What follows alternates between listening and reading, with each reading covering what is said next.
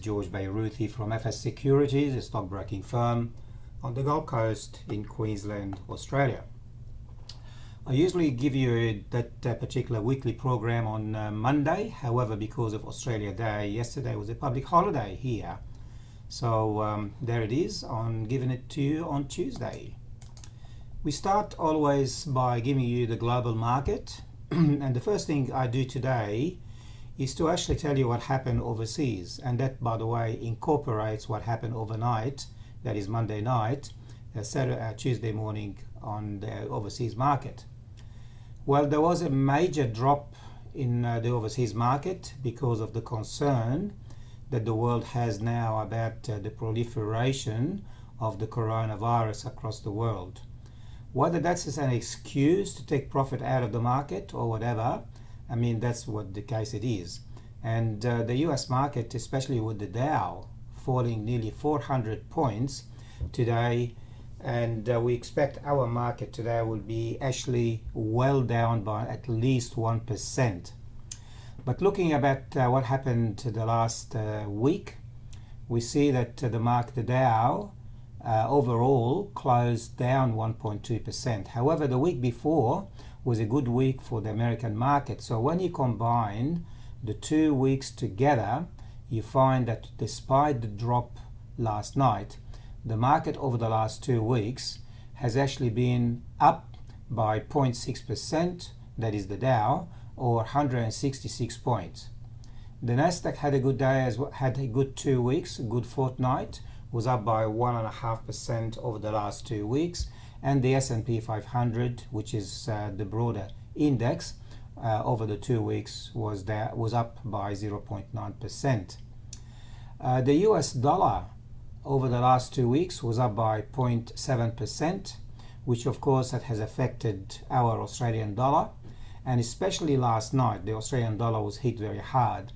When you put everything into consideration and combine what happened overnight with the last 2 week performance of the Australian dollar, you find that the Australian dollar trading around 67.7, that is actually down 1.4%.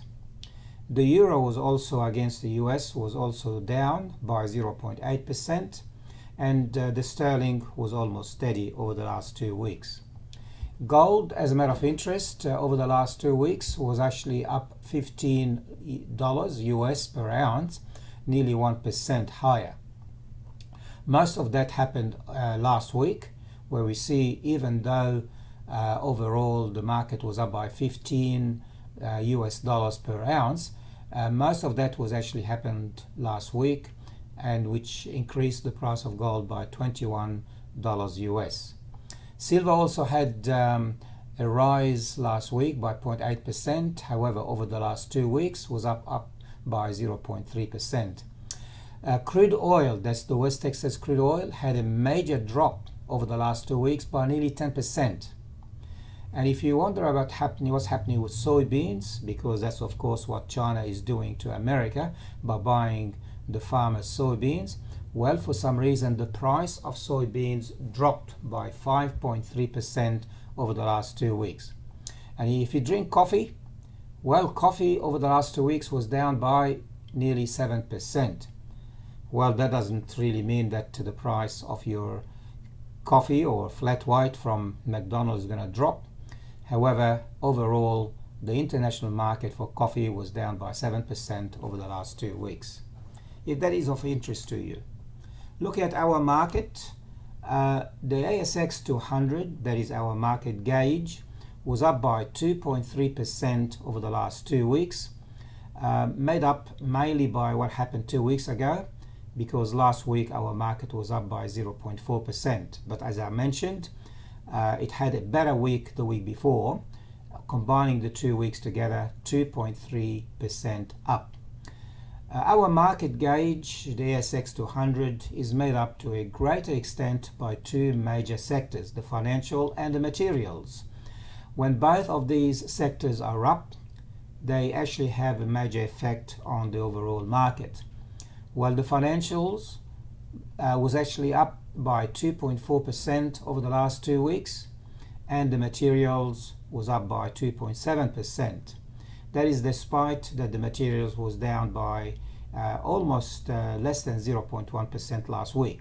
But over the last 2 weeks in combination, both of these sectors were up, and therefore the ASX 200 was up by 2.3%.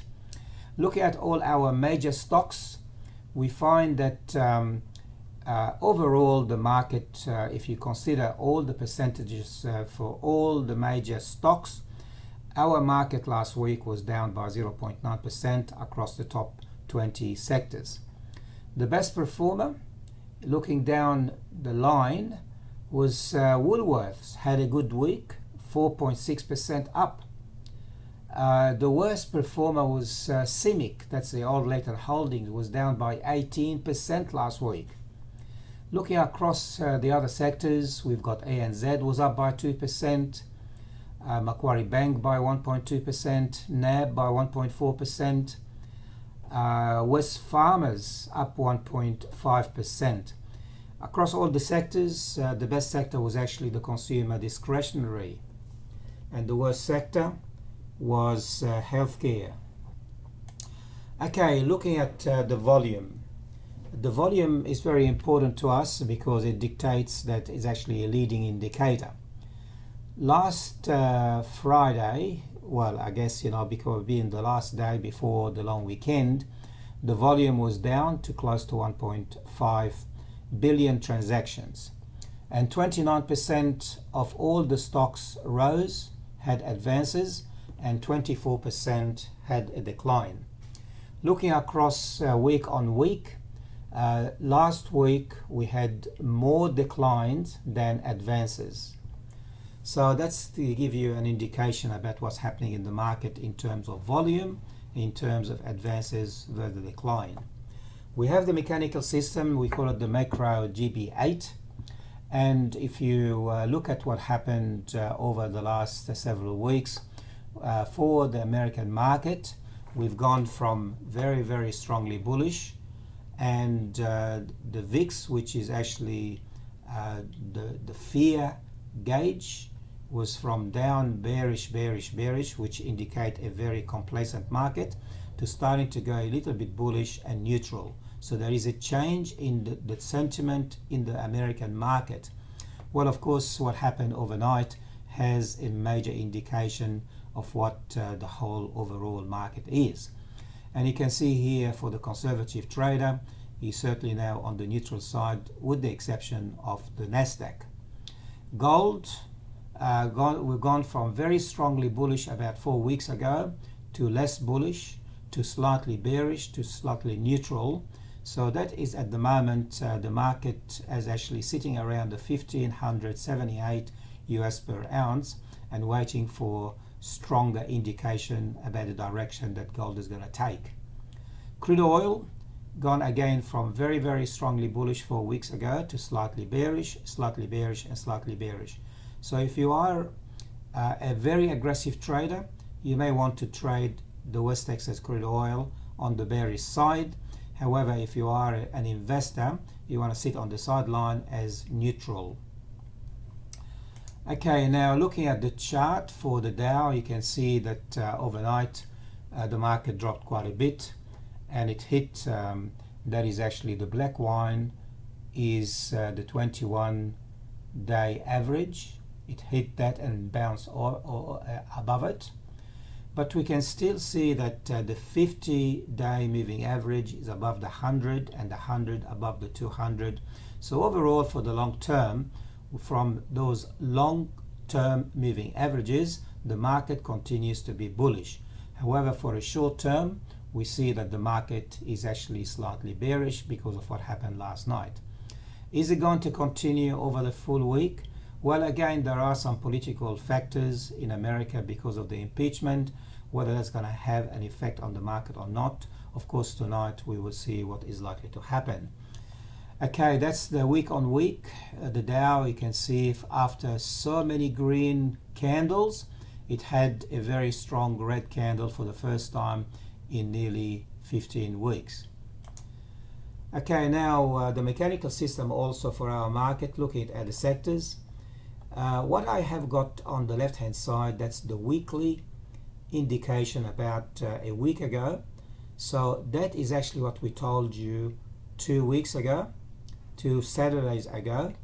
And obviously what you see on the right hand side is a confirmation whether the weekly indication from the GB8 confirmed that particular trend. Well, if you look at our sectors, the all ordinary, the consumer discretionary, the energy, and you go to the right hand side and see whether there has been any change or confirmation of what the weekly stated, and you can see that is spot on. Financial, we were actually bullish for the very aggressive trader, and we continue to be bullish for the aggressive trader, and that of course propagated to the aggressive trader and the very aggressive trader. To explain exactly what I'm saying, on the weekly trend on Saturday we tell you what we expect the market to perform the following week. Well, on the right hand side you can see that is actually 4 days of what exactly happened, again based on the 8 indicators that we use in our mechanical system. So if there is confirmation from the weekly to the daily, then obviously the recommendation that we made to you Saturday, not last Saturday but the Saturday before, provided you followed those signals, would have actually helped you to make some money. The only thing here, the only changes in the industrial, you can see that we started 2 Saturdays ago with bullish across all sectors, and on Monday, Tuesday, Wednesday they were all bullish and helped you to make some money. However, on Friday the market turned around and changed from bullish to neutral. So you would have probably made some money in the beginning of the week, and then towards the end of the week you would have taken profit out of the market. Okay, that's the chart. Here we're going to see a very big red candle happening this today because of the nearly 1% drop in the futures, which you're going to see a major drop in our market overall.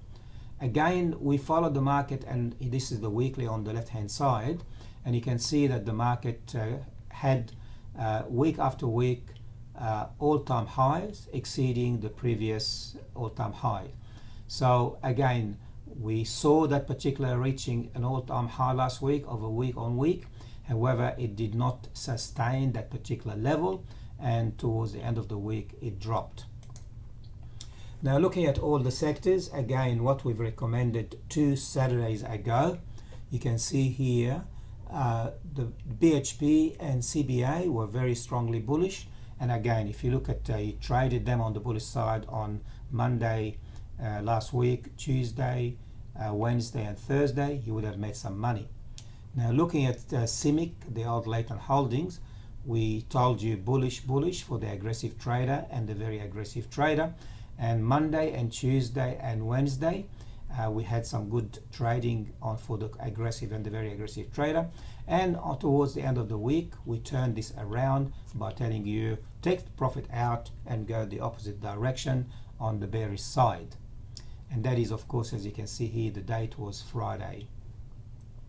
If you follow these indicators, and by the way these indicators give you the recommendations, and they happen to be on our market report on the website. So if you really are interested to get some recommendations from us, all you have to do is go straight to the website and subscribe, and you get those recommendations on a daily basis. Okay, the most active BHP was very active last week, and Fortescue Metals as well. Okay, and also for the very aggressive trader, we tell you the top gainers and the top losers, and we like to highlight those companies that happen to be above 10 cents, because you can see here Baraka Energy had 100% rise from 1 cent to 2 cents, but we ignore every stock that is actually trading below 10 cents. So you got a company called Cosol, Imrico, Challenger. So again, if you want a copy of the slides, all you have to do is call us.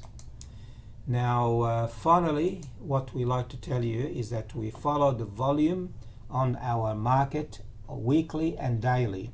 And if you look at what happened over last week, Fortescue Metal over the last week went up by nearly 10%, and over the full week the volume was 130% above the weekly average, that is the 50-week average.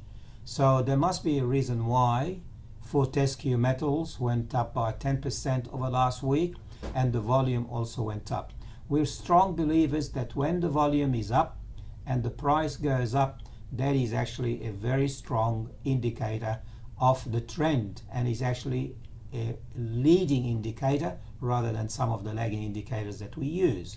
Sonic Healthcare had 1% rise with 104%, but here Mirvac 6% rise with 100% double, well, it's actually 3% above the volume average. Okay, so in terms of the mid caps, we've got data number 3. Unfortunately, however, data number 3 we cannot trade it on CFDs, but you can see here you can trade that on stock by stock if you like to do that. 5% rise in the price of data number 3, with the volume 3.4 million, which well above the average weekly, which was only 1.2. There must be a reason why. Volume is up, the price is up. Again, if you want a copy of that particular slide, all you have to do is call us and we'll give it to you and help you out with some of your trades. Okay, the Dow, as you can see here, dropped by 413 points. That's overnight. That's this morning, down to 28,576. Remember, last week we've seen the Dow above the 29,000 for the first time. The S&P 500 down 44 points, 1.4%, and the Nasdaq had a big slump by 1.8%. And by the way, in Europe, the StoxX 50 index, which comprises most major European markets, was down 2.7% overnight. The DAX down 2.7% as well. The Nikkei down 2%. The Shanghai down 3%.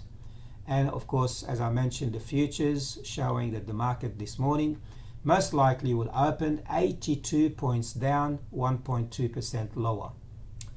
Gold overnight was up by $9 US, and the Australian dollar, as I mentioned, here we got 67.6, 61.3 euro cents, 51.8 British pence, and 103 New Zealand. Finally, our disclaimer: we don't know your financial circumstances. All the recommendations we made to you today are only for general advice only. We don't know if you can afford any losses, so before you take any action, please talk to us or talk to your financial advisor and take some advice before you take any action. Finally, if you have any questions, all you have to do is ask, and this is our information. You can write to me at george@fssecurities.com.au, george@fssecurities.com.au. You can call me on my mobile. I'm available 7 days a week, nearly 13-14 hours a day. If you're ringing from overseas, you put 61 first. That's the country code. You don't need the 0. Overseas, 61-411-259526. Happy trading, and I'll speak to you again right through the week, and again the weekly report next Monday morning.